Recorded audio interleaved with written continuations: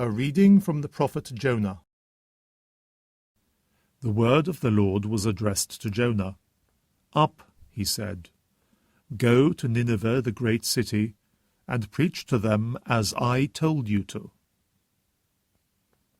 Jonah set out and went to Nineveh in obedience to the word of the Lord. Now Nineveh was a city great beyond compare. It took 3 days to cross it. Jonah went on into the city, making a day's journey. He preached in these words, "Only 40 days more, and Nineveh is going to be destroyed." And the people of Nineveh believed in God. They proclaimed a fast and put on sackcloth, from the greatest to the least. The news reached the king of Nineveh, who rose from his throne, took off his robe, put on sackcloth, and sat down in ashes.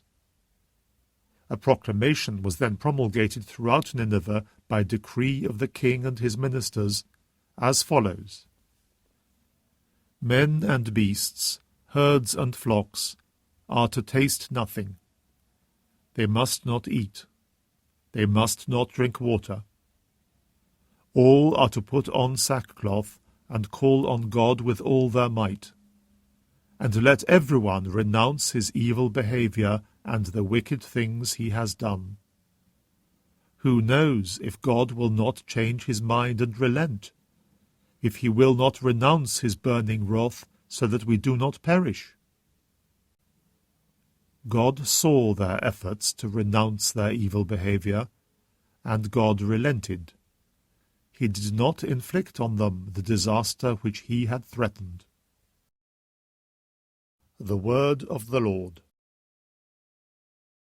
A reading from the Holy Gospel according to Luke. The crowds got even bigger, and Jesus addressed them. "This is a wicked generation. It is asking for a sign. The only sign it will be given is the sign of Jonah.